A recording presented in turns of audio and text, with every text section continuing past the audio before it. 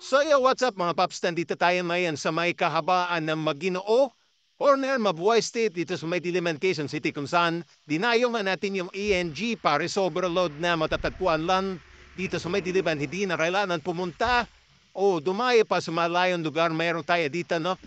Makikita lang dito sa may Diliman, Quezon City. Ayan, tapat lang ng Urology Center of the Philippines. Ayan, so si Pops Idol pala, ayan, nasa isang cart lang siya, no?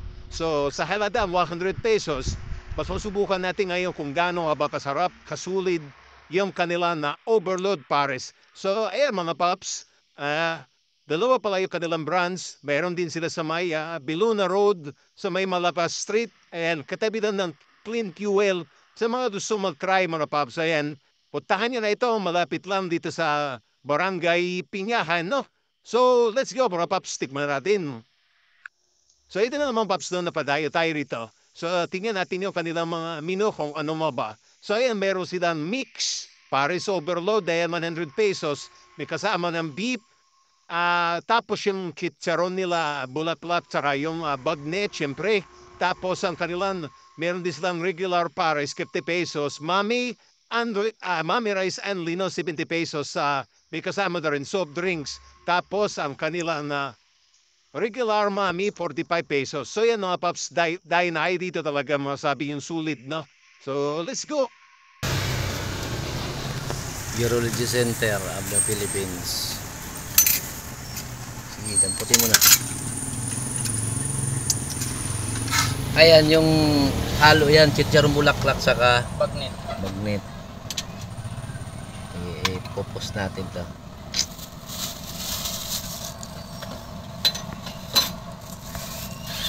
Bago lang kayo dito, matagal na. Matagal na ako sa pwesto na to, sir, pero nitong Lunes lang kami nag-umpisa ng Overload. Pero siguro, ano naman talaga yung sa overload kasi napag-iwanan na yung ko eh. Order ko sa mga regular eh. Tapos ayun yung sabaw. Ah.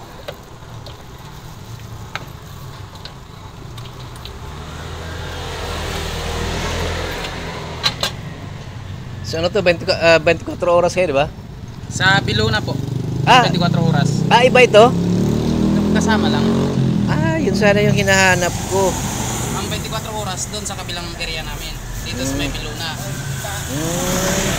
Doon ang 24. Dito, hanggang 4 lang kasi ako dito.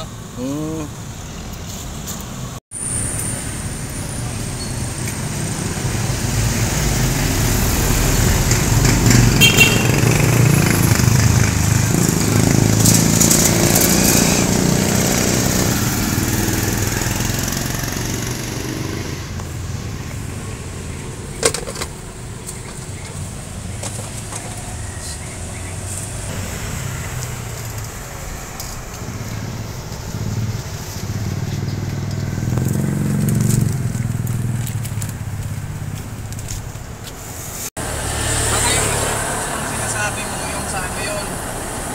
Yung sa Biluna siguro. Kasi kagabi lang ako mag-post kasi yung namin sa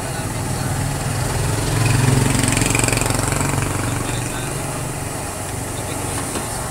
Yung kinuhanan ko ng picture kasi yung